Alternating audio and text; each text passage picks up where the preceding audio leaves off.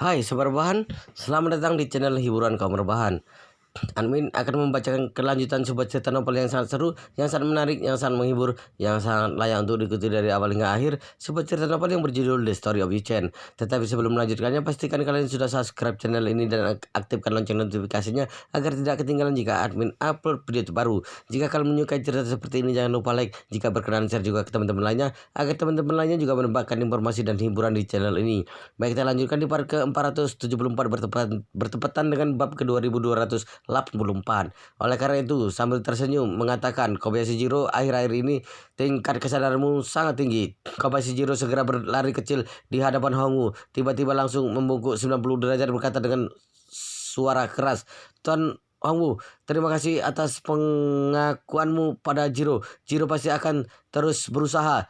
Hongu mengangguk puas sambil tersenyum berkata, Jiro, aku lihat akhir-akhir ini penampilanmu cukup bagus. Nanti aku akan memberitahu Koki agar setiap hari menambahkan satu sayap ayam untukmu.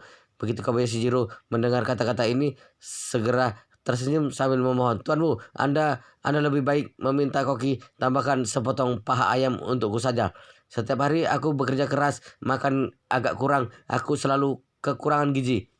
Aku melihat tampang Kobayashi Jiro yang kurus kering sambil tersenyum berkata, Jiro, kamu cukup pintar tawar-menawar. Kobayashi Jiro segera menjelaskan, Tuanmu, aku hanya merasa setiap hari tidak bisa makan dengan kenyang. Tidak bermaksud untuk tawar-menawar denganmu. Anda jangan sampai salah paham. Kamu tersenyum dan mengangguk. Baik, aku sudah tahu. Begini saja. Melihat akhir-akhir ini kamu cukup berusaha keras, aku akan meminta Koki setiap hari menambahkan satu sayap ayam di atasnya. Lalu setiap hari Senin dan Kamis menambahkan satu paha ayam lagi untukmu. Mendengar kata-kata ini, Kobayashi Jiro segera membungkuk dengan senang. Terima kasih, Tuanmu. Terima kasih, Tuanmu. Juga mohon agar Tuanmu membantuku berterima kasih kepada Master Yi. Bilang padanya bahwa Jiro pasti akan baik-baik bekerja di peternakan anjing. Hongu sambil tersenyum berkata, baik, karena kamu begitu perhatian. Jika aku berkesempatan bertemu dengan Master Yi, pasti akan memujimu di hadapannya. Seketika Kobayashi Jiro langsung gembira sekali. Sekuat tenaga membungkuk sambil berkata, Jiro, berterima kasih pada Tuanmu. Dan ini Hongwu menoleh melihat wajah Walter yang pucat pasi, mencibir dan berkata, Walter, kamu juga sudah mendengar di peternakan anjingku ini sama sekali tidak butuh sampah sepertimu untuk bekerja di sini. Jadi kamu cukup tinggal di sini saja. Pada saat bersamaan juga bersiap-siap untuk menerima cuci darah setiap harinya. Walter merasa hancur dan menangis keras. Tuanmu, aku mohon padamu agar menelepon Tuan Muda Yi. Setidaknya aku adalah Tuan Muda pertama dari keluarga Horowitz. Aset keluarga melebihi 10 miliar dolar. Selain itu, tinggiku lebih dari 1,8 meter. Sepanjang tahun berolahraga, Anda membiarkanku bekerja di sini. Bagaimanapun lebih baik dari orang Jepang yang kurus pendek itu. Kamu mencibir dan berkata, Walter, kamu pikir keluarga Horowitz yang memiliki aset keluarga melebihi 10 miliar itu sangat hebat ya? Aku beritahu kamu ya, orang Jepang yang kamu bilang kurus dan pendek itu sebelumnya dia adalah ketua Kobayashi Pharmaceutical di Jepang. Apakah kamu tahu sebelumnya berapa banyak aset Kobayashi Pharmaceutical? Selesai berbicara, Hongu terdiam sejenak, berkata dengan suara dingin, aku beritahu kamu, sebelumnya keluarga Kobayashi memiliki aset lebih dari 30 miliar dolar, 3 kali lipat dari keluarga Horowitz kalian. Walter mendengar kata-kata ini, dirinya langsung tercengang. Mulutnya bergumam mengatakan, itu orang Jepang itu jangan-jangan adalah mantan ketua Kobayashi Pharmaceutical. Kobayashi Jiro, benar, itu adalah Kobayashi Jiro. Hongu sambil berbicara lanjut menyindir, kamu lihat, Kobayashi Jiro, keluarga besar yang memiliki aset 3 kali lipat darimu, juga setiap hari hanya memberi makan anjing di sini, membantu yang menyekop kotoran anjing. Sampai sampah sepertimu masih ingin tinggal di sini untuk jadi kuli. Si jelek yang tidak bisa melihat kekurangan sendiri. Apakah kamu pantas? Seketika Walter tidak bisa berkata apa-apa, di dalam hati merenung dan putus asa sekali. Aku sungguh tidak menyangka di peternakan Hongwu ternyata masih ada seorang tuan muda kedua Kobayashi Pharmaceutical. Situasi keluarga Kobayashi dan keluarga Horowitz benar-benar berbeda. Keluarga Kobayashi sendiri hanya memiliki 2 keturunan. Putra pertama Kobayashi Ichiro, putra kedua Kobayashi Jiro memiliki aset 30 miliar dolar. Seorang masih mendapatkan 15 miliar dolar. Sedangkan orang dalam keluarga Horowitz, kita terlalu pintar melahirkan saudara-saudaraku, ditambah para sepupuku hampir 20 orang. 20 miliar dolar aset dibagi, setiap orang tidak bisa mendapatkan banyak bagian. Jadi dibandingkan dengan Kobayashi Jiro, aku sungguh berbeda jauh sekali. Bahkan dia juga memelihara anjing di sini. Bukankah aku sungguh tidak memiliki kesempatan apapun lagi? Merkuri di Florida yang dituang ke dalam Walter dengan cepat mulai beraksi. Walter merasa semakin tidak enak badan dan semakin parah sakitnya. Walter tahu bahwa ini pasti penyebab kerusakan ginjal yang cepat. Hingga detik ini Walter baru benar-benar menyadari dirinya telah membawakan masalah yang betapa besar untuk dirinya sendiri. Dulu dia selalu berpikir dengan identitas, kedudukan, latar belakang keluarga, tidak ada orang yang bisa bersikap seenaknya di setiap sudut dalam dunia ini. Lagi pula, aset yang hanya senilai 10 miliar dolar bagi banyak hal di dunia sungguh terlihat terlalu murahan. Ketika dia berada di Amerika Serikat juga sering menyebabkan masalah. Tapi walaupun dia benar-benar sampai membunuh seseorang, paling juga hanya mengeluarkan puluhan juta dolar sudah terselesaikan. Sama sekali tidak akan membawakan masalah apapun bagi dirinya. Jika masalah meracuni Wang Changyun terjadi di Amerika Serikat, begitu masalah ini pecah, dia hanya perlu menghabiskan ratusan ribu dolar, sudah bisa segera mengatur seseorang menjadi kambing hitam. Bisa bagaimana walau seluruh dunia tahu bahwa dia yang memerintahkan semua ini di belakang. Dia masih bisa mendapatkan hubungan yang sangat kuat di peradilan Amerika. Lempar semua kesalahan ke kambing hitam itu, pasti tidak akan membiarkan dirinya ikut mendapat masalah apapun. Tapi buruknya kali ini ternyata dia telah menyinggung Yu Chen. Karena telah menyinggung Yu Chen, maka itu tidak bisa diselesaikan dengan uang saja. Dalam waktu beberapa jam, Walter dari seorang pemuda kuat berubah menjadi orang yang hampir kehilangan semua kemampuan bergeraknya. Pasien sekarat yang hanya bisa berbaring di lantai dan melonglong kesakitan. Sebelumnya Chen Yikai telah mengaturkan dokter terus menindaklanjuti kondisi fisik Walter. Setiap setengah jam sekali akan mengukur kreatinin darah Walter. Hanya dalam waktu setengah jam nilai kreatinin darah Walter yang awalnya 75 terus berubah drastis hingga menjadi 200, 500, 800, 1000, bahkan dengan cepat melampaui 1500. Angka ini menunjukkan bahwa ginjal Walter benar-benar telah rusak total. Kemudian dokter segera memasangkan peralatan cuci darah padanya. Peralatan cuci darah terus terang itu hanya mesin ginjal buatan manusia. Ketika ginjal Anda kehilangan fungsinya, peralatan tersebut digunakan untuk menggantikan ginjal agar menyelesaikan tugas detoksifikasi dan filtrasi. Jadi ketika peralatan cuci darah dinyalakan, nyawa Walter akhirnya terselamatkan. Tapi meskipun nyawa sudah terselamatkan, tapi alat cuci darah ini bagaimanapun dia tidak bisa menyingkirkannya lagi. Pada saat bersamaan New York, Amerika Serikat, di dalam gedung pencakar langit di Manhattan, seorang pria putih berusia lebih dari 50 tahun sedang mondar-mandir dengan cemasnya di dalam kantor. Dia adalah ayah Walter Steve Horowitz. Saat ini di New York sudah jam 3 sore, sedangkan Steve sejak jam 9 pagi sudah mulai menghubungi Walter. Hingga saat ini masih belum bisa menghubungi Walter karena takut Walter akan mengalami kecelakaan di Tiongkok. Dia menghubungi pengikut di sisi Walter, tapi tanpa terkecuali semua orang ini juga ikut menghilang. Beberapa keluarga besar dan petinggi yang ikut Walter pergi ke Jinling malah bisa dihubungi, tapi mereka sama sekali tidak tahu Walter pergi kemana setelah malam. Demi memastikan keberadaan Walter, beberapa petinggi ini segera melapor pada pihak kepolisian di Jinling, tapi pihak kepolisian Jinling juga tidak menemukan keberadaan Walter. Orang ini benar-benar seperti melenyap begitu saja. Setelah Steve mendapat umpan balik, segera menyadari bahwa situasi sangatlah buruk. Dia menekan telepon di meja kerja dengan tegas, memerintahkan, segera atur pesawat, aku mau pergi ke Tiongkok. Keesokan harinya, pagi hari di Jinling terlihat tidak ada bedanya dengan hari-hari biasa. Belasan orang menghilang termasuk Walter di dalamnya. Bagi Jinling yang memiliki populasi hampir 10 juta orang, sama sekali tidak bisa menimbulkan gejolak apapun.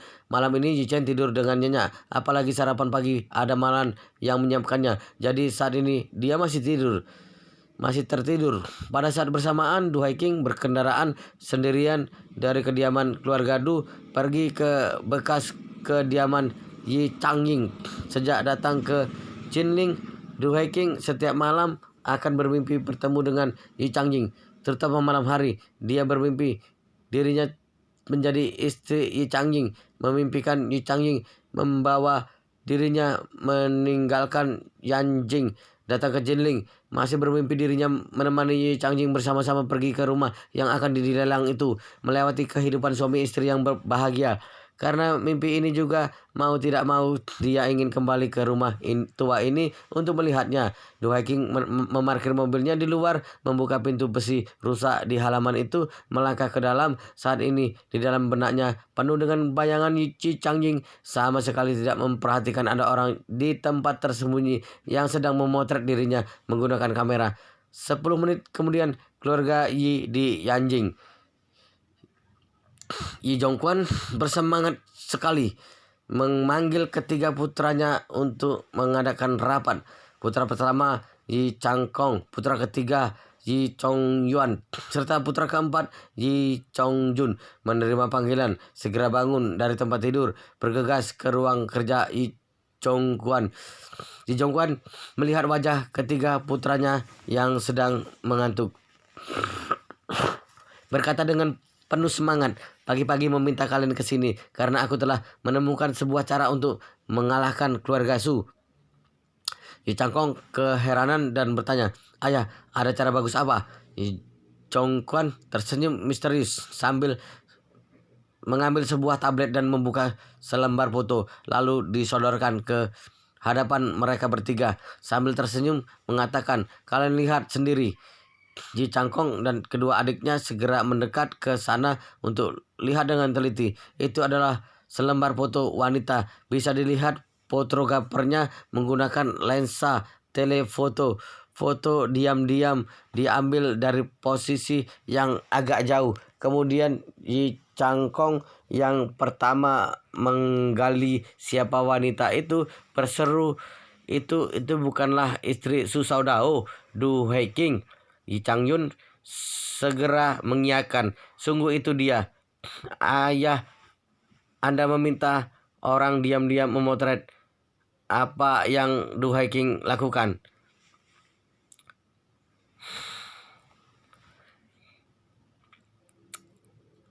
Ayah, Anda meminta orang diam-diam memotret apa yang Du Haiking lakukan.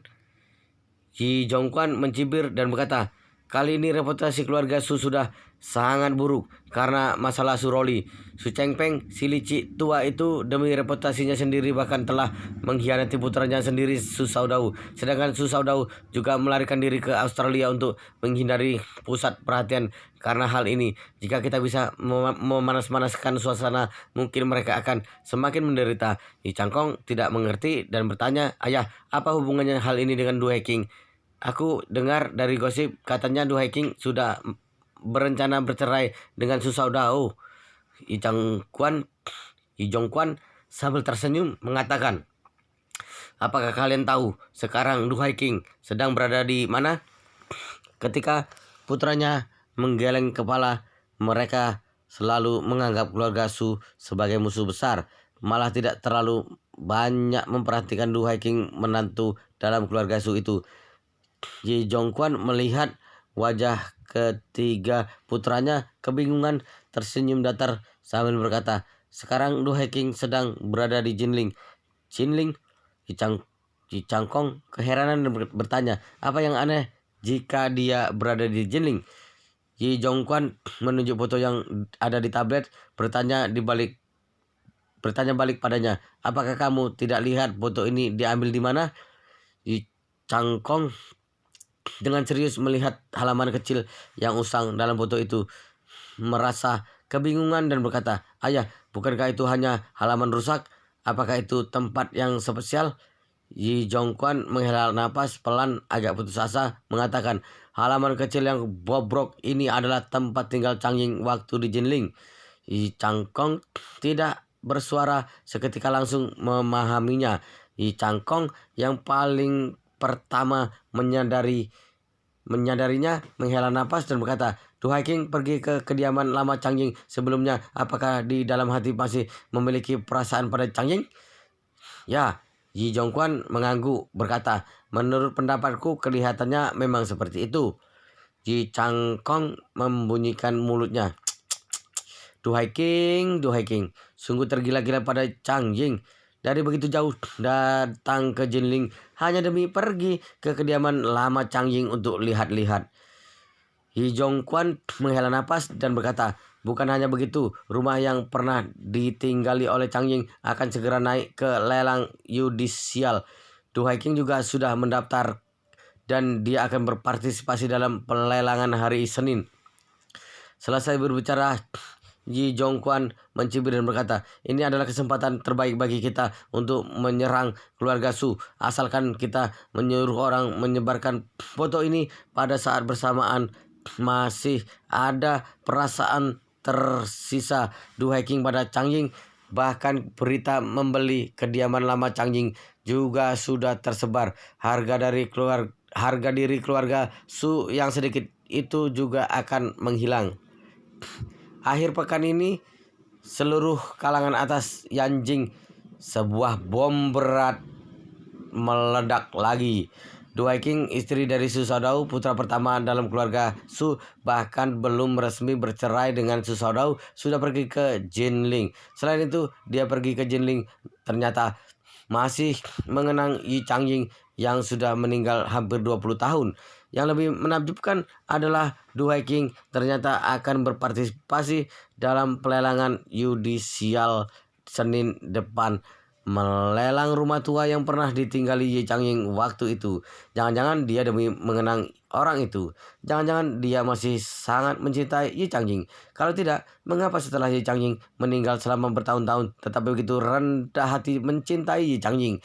Selain itu, dilihat dari foto Du Haking yang diambil secara diam-diam itu, perasaannya sangatlah sedih saat kamera telefoto menangkap wajahnya yang cantik dan menyentuh itu ternyata masih memotret dua baris bekas air mata.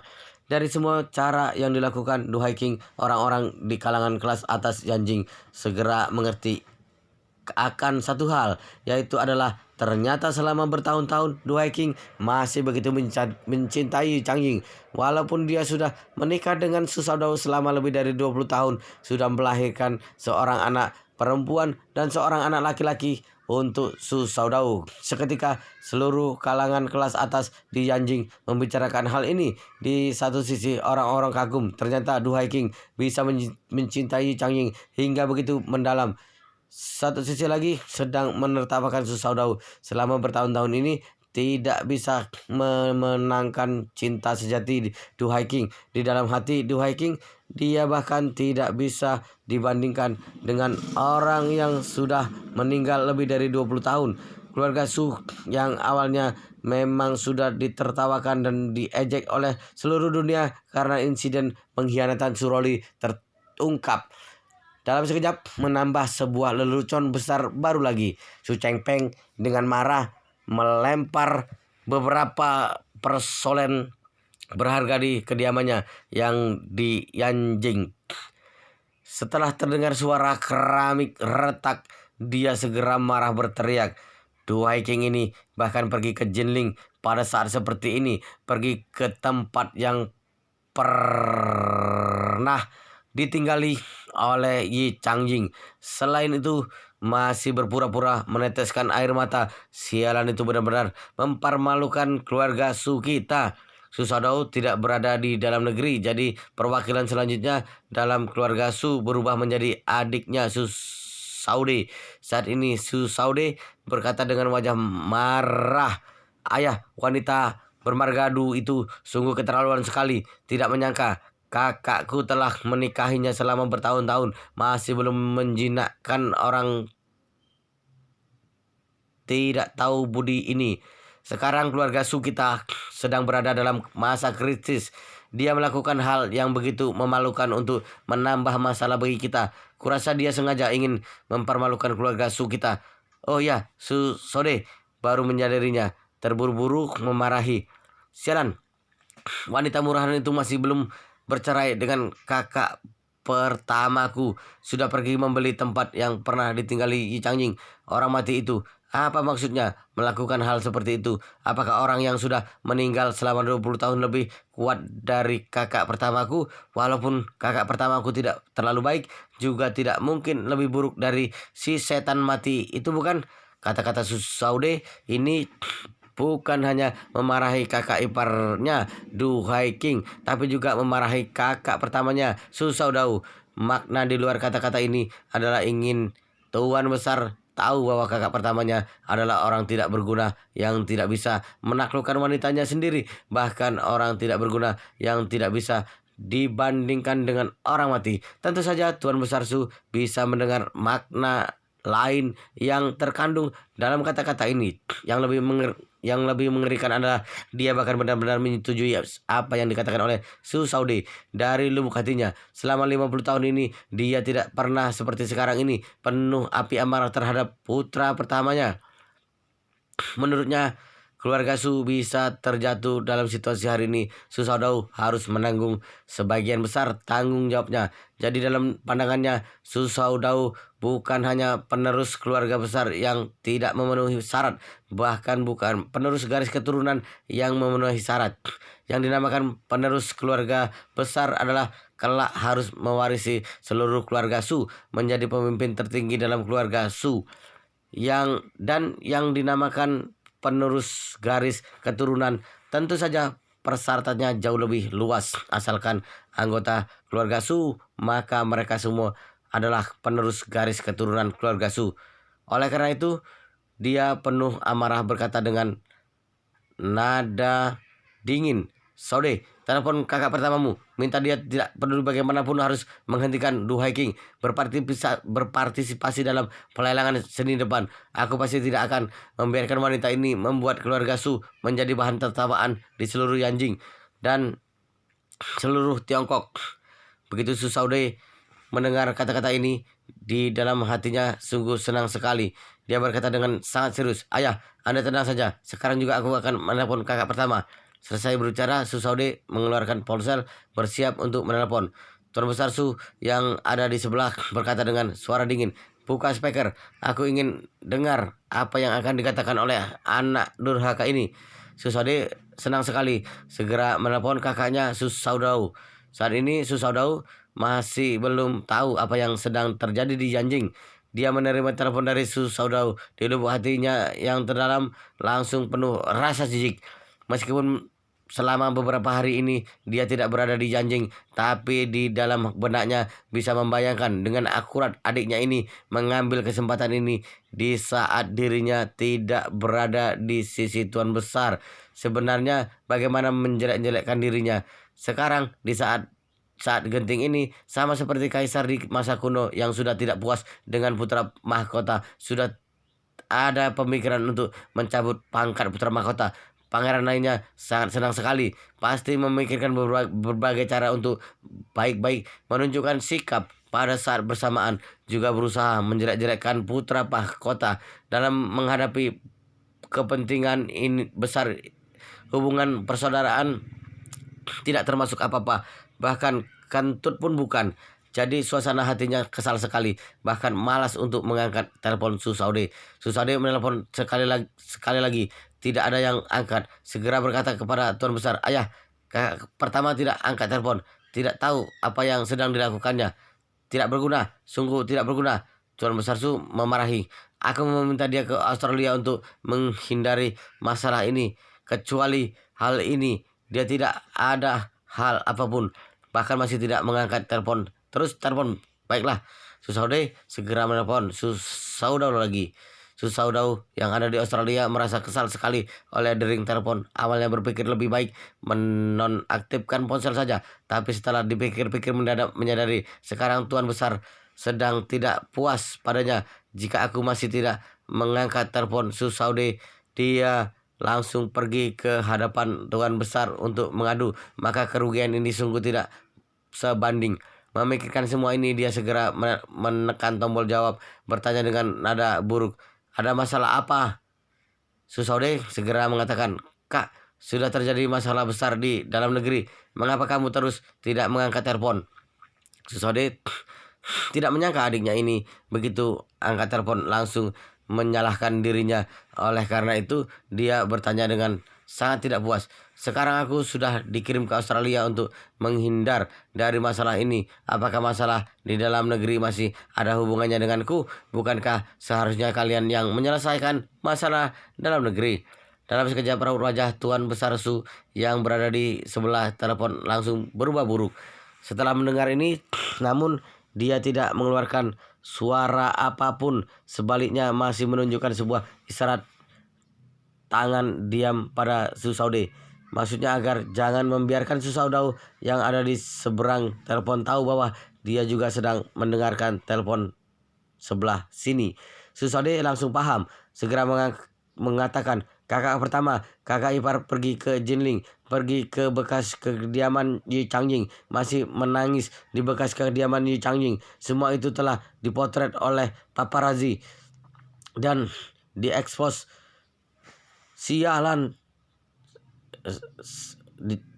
dan diekspos. Selain itu, kakak ipar sudah mendaftar untuk lelang yudisial Senin depan, ingin membeli bekas kediaman di Changjing. Keluarga Su, kita telah dipermalukan habis-habisan oleh wanita busuk ini."